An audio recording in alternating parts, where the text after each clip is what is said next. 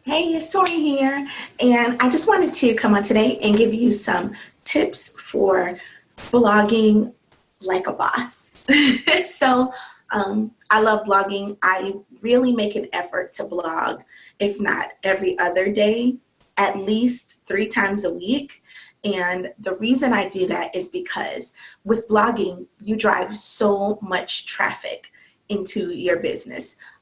It's an incredible resource. And in fact, I consider my website just a resource for people to come on and get started in their business. And while I'm doing that, I am also creating a space where I am positioning myself as a thought leader, and I am driving traffic to all the different parts of my blog every single day. So my blog has changed a lot over the last 2 years for PGC specifically. I used to do it in like visuals where I'd have photo images and then the wording inside of the photo. And I knew that this was a bad idea, but I just liked the way it looked at the time.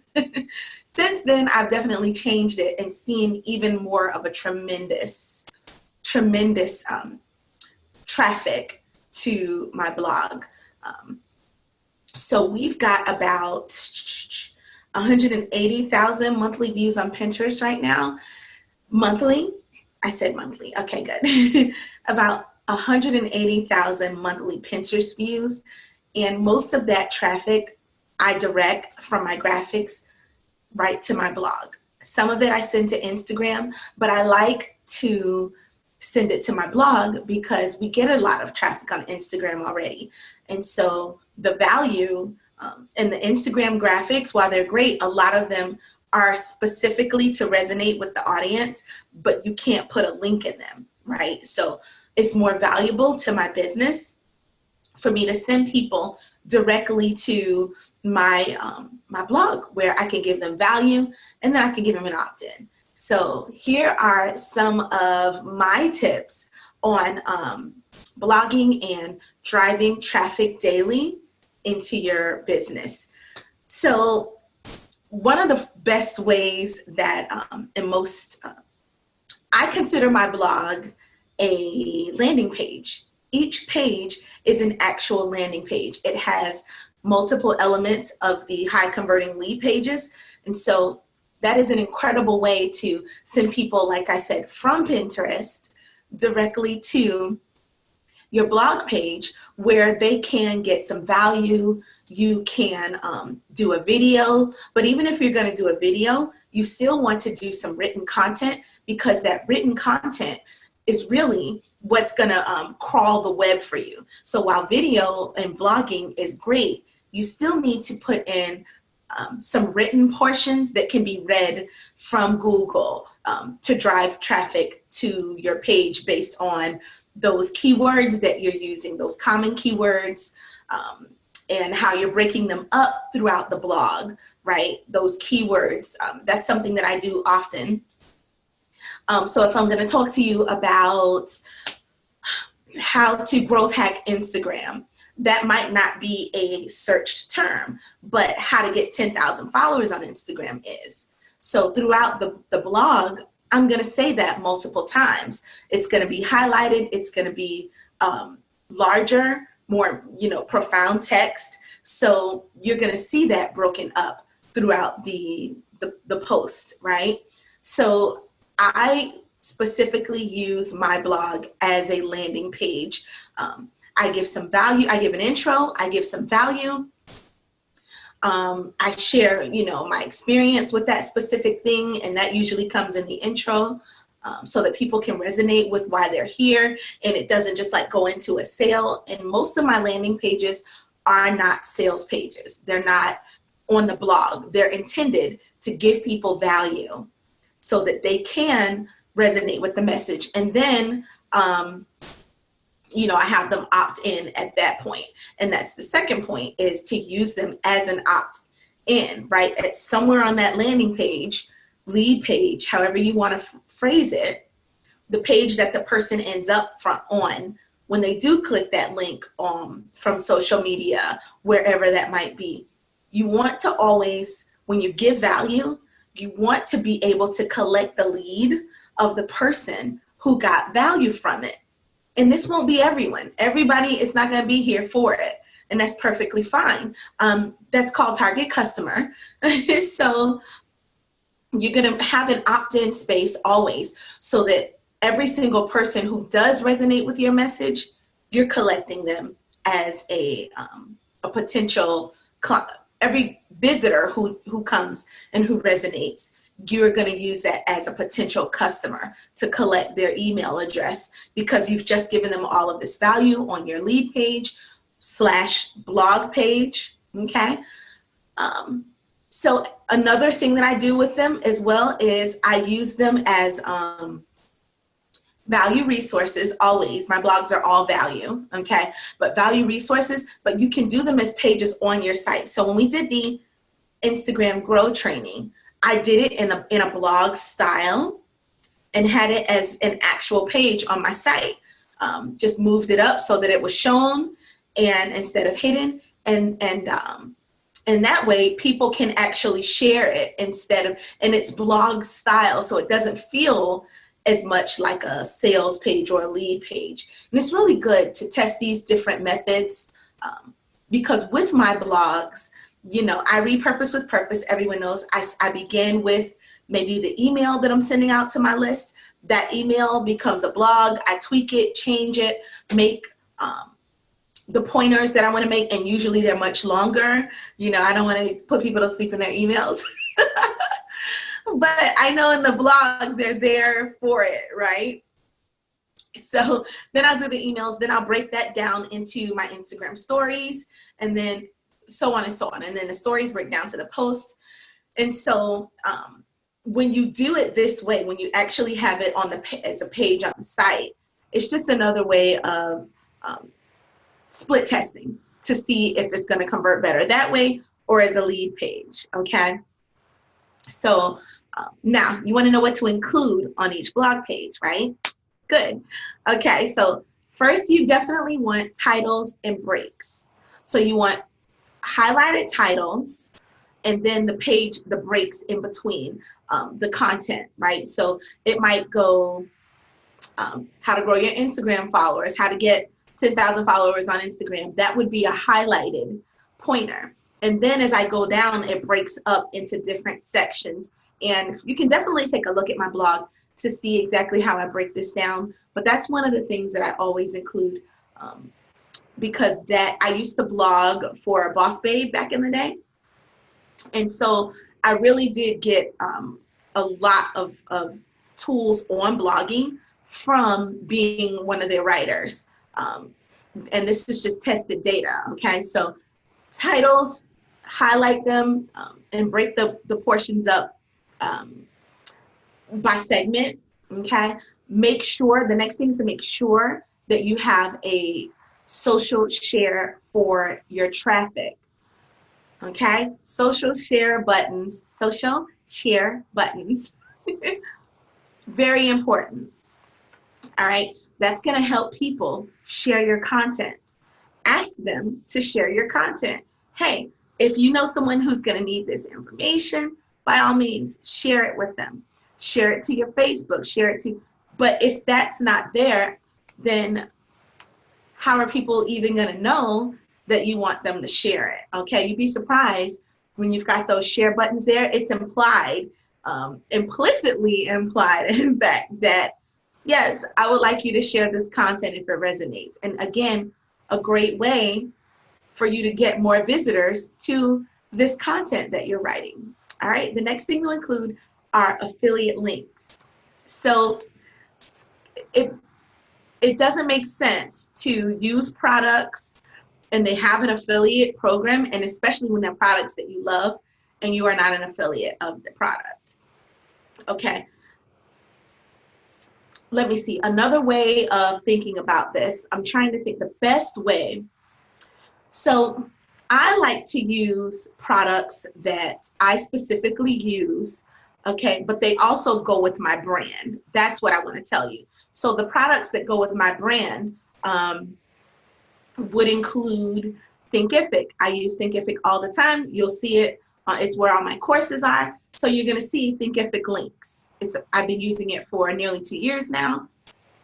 I'm a fan. Sam Cart, everyone knows I love Sam Cart and Brian Moran and his upsell funnels, honey. Okay.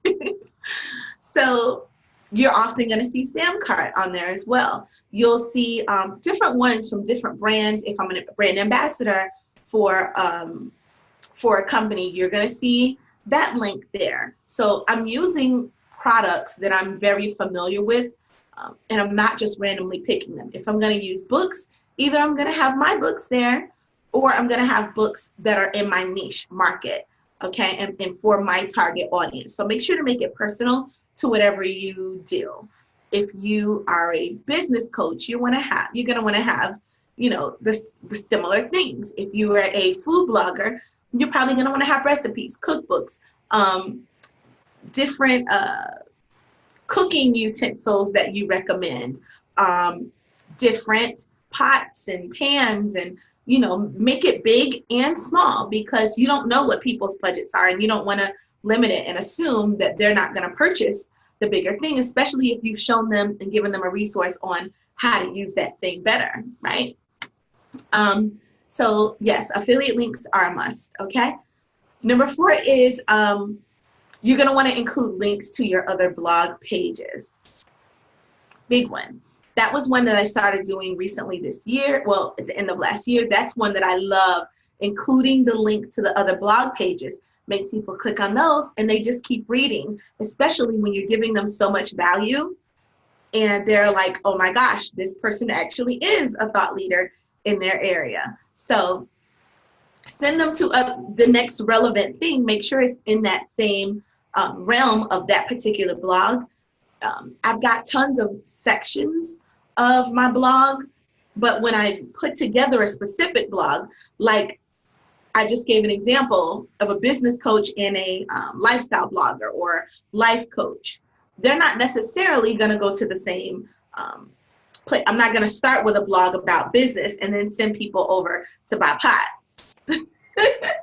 Okay. So separate them into categories, and in whatever that blog post is. If I'm talking about growth hacking Instagram, then I might want to talk a little bit more about, here are some of the struggles I had with Instagram. There's a blog there that's going to lead them, because it's more of the same category. All right. Number 5 is, of course, a link to your value, either your freebie or your sales offer. And there's a couple of different ways that you could do that. So if you have a freebie that you want to give to get their email, that's a DLM. We call that a digital lead magnet, or a DLM.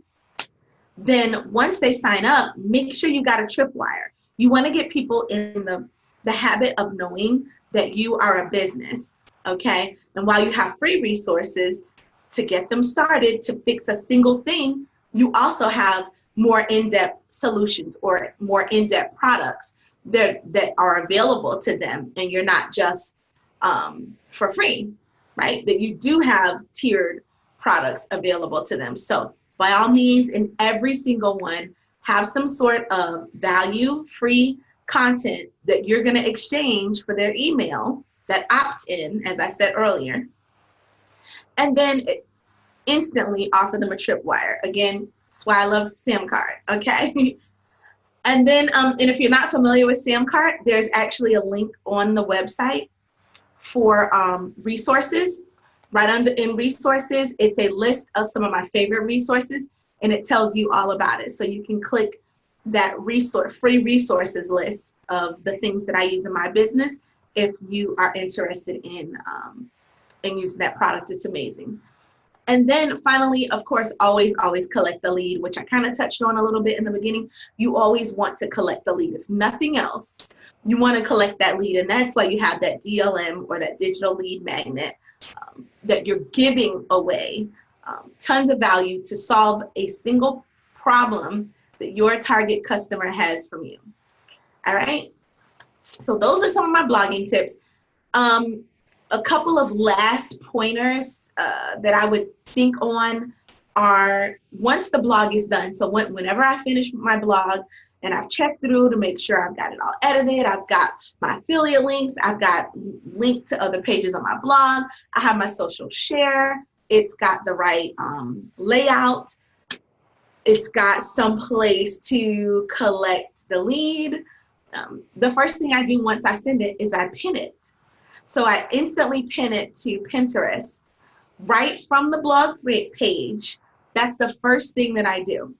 And of course, I then schedule like my graphics that I make for Instagram. I go in and just copy some of the text with hashtags and a link to that blog page, schedule a bunch of different graphics out directly to that blog page, because now I'm about to drive that 150,000 people. I'm sorry, we're at 180,000 people per month that are viewing my Pinterest page and clicking on those graphics. I'm about to drive them from more than one graphic on Pinterest to my blog. So that potentially reaches 180,000 people to that blog monthly. That is why it's so important to make sure you are using Pinterest as a tool. We do have a Pinterest partner who does pins and can help you grow your Pinterest page. She took ours from 30,000 views a month to 180,000 in exactly a month and 2 days. Okay, so she's amazing. So if you're interested in any of that from our agency, definitely visit us at Agency in the City or agencyinthecity.co and just shoot us a message and we can get you. We've got a content package where we create content for you each month. We create the graphics and then we've got someone who then schedules them out for you and make sure that your Pinterest is set up properly. And like I said, with those kind of results, it's pretty insane what she can do for you each month and what we are doing for our clients over the agency. So another tip is to, what was my last tip? It was to use the graphics. The graphics, and I was talking about this, it kind of goes with the Content Club, where you can use the graphic, make sure that you're creating graphics or getting that from our Content Club that are the right size for Pinterest. And even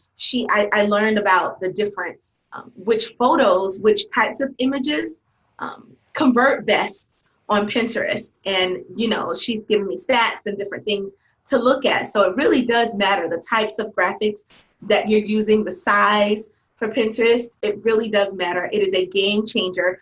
I thought I had traffic coming in before and people coming into our challenges and products. It is insane. All day, all night, new people.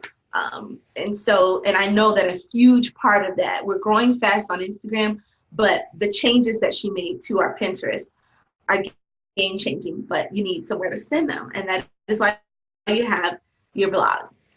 Okay. So I hope that you found value in that. Like, you know, it's always my goal to give you value because I want to see you win. I want to see your brand thrive. I want to see you smash it this year. Okay. I want to see you make it the best year ever. And if you have any questions, definitely drop your questions and let me know. And I'll be checking in with you guys. And that's it. Keep hustling, girls.